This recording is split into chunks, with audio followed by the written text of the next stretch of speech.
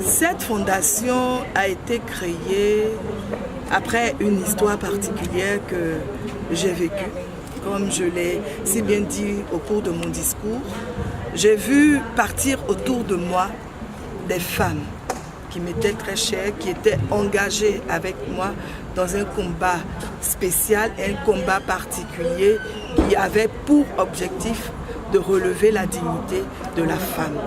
Et j'ai vu ses sœurs, ses amies, ses confidentes partir d'une maladie qui demeure depuis longtemps une énigme pour l'esprit des uns et des autres. Une maladie qui demeure une catastrophe pour les familles. Et au vu de cela, des femmes de divers horizons, des femmes de diverses couches sociales ont décidé de se mettre ensemble pour créer ce que nous avons appelé la Fondation Femmes Tsunamite en Action. Pourquoi Fondation Femmes Tsunamite en Action?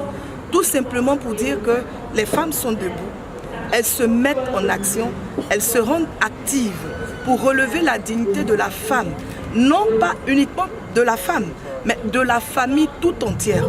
Parce que nous savons ce qu'une femme représente au sein d'une famille. Et nous avons créé cette fondation pour aider deux catégories de personnes dites vulnérables. Deux catégories de personnes dites vulnérables, parlant des prêtres âgés et malades et des femmes atteintes des cancers du sein et du col de l'utérus.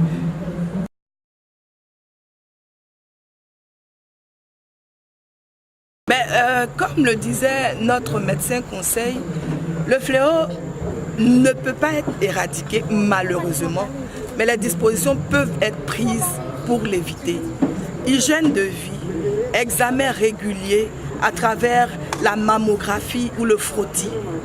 Et donc nous nous sommes dit, il faut saisir au repos ce que les médecins disent déjà, qui est qu'on peut éviter la maladie, ou encore on peut en être guéri à 90% quand il est su tôt.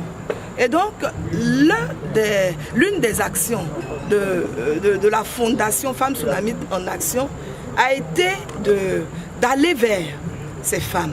Aller vers ces femmes à travers ce que nous avons appelé des journées roses. Parce que nous voulons voir la vie en rose et notre slogan le dit, non à la mort, oui à la vie. Et donc nous avons mené des actions à l'endroit de nos sœurs, de nos filles, pour leur permettre d'être sensibilisées, de comprendre que cette maladie est dangereuse, que le cancer est dangereux, mais nous pouvons arriver à le vaincre. En quoi faisant? En étant sensibilisés, comme je l'ai dit, en faisant de la palpation, de l'autopalpation, ou en faisant même la palpation avec les spécialistes, ou en faisant notre mammographie ou notre frottis. Et la Fondation Femmes Tsunamite en Action, cette année, je ne voudrais pas donner les chiffres, vous les aurez tout à l'heure avec notre médecin conseil, mais je pourrais dire, nous avons pu dépister environ, je ne vous donne pas de chiffres exacts parce que celle qui en a la capacité, c'est notre médecin conseil en la personne du docteur Dossou. Nous avons pu dépister environ, depuis 2 ans que nous avons donc commencé nos actions à l'endroit des femmes, nous avons pu dépister autour de 1200 femmes. 1200 femmes qui sont venues, qui ont fait le dépistage du cancer du sein, le dépistage du cancer du col. Et nous ne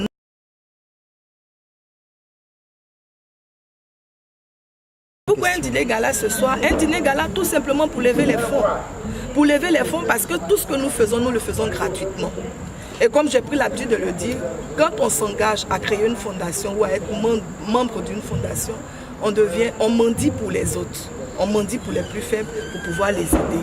Et donc ce dîner ce soir, pour juste lever les fonds, pour aider ces deux catégories de personnes vulnérables que nous avons présentées tout à l'heure. Pour soutenir financièrement aussi ces personnes? Oui, bien sûr, pour soutenir financièrement, parce que comme je l'ai dit, on ne se limite pas aux sensibilisations ou encore à détecter, sinon on n'aura rien fait.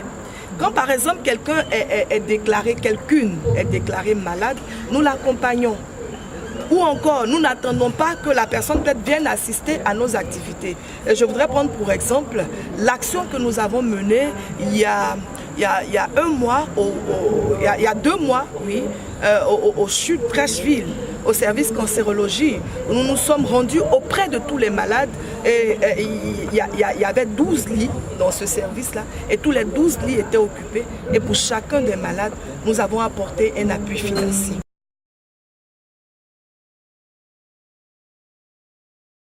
Ce soir, nous recherchons, je vais dire quoi? Nous recherchons le maximum. Je pourrais me permettre de dire même, nous recherchons au moins 50 millions. Au moins 50 millions. Pourquoi? Parce que nous ne voulons pas rester uniquement dans la ville d'Abidjan. Je me souviens que j'étais à une conférence avec certains de vos collègues et nous avons été interpellés parce que le téléphone avait été ouvert ce jour-là. Nous avons été interpellés par des personnes qui nous ont appelés de l'intérieur du pays pour dire nous aussi, on veut en savoir plus sur cette maladie. Nous aussi, on veut être aidés.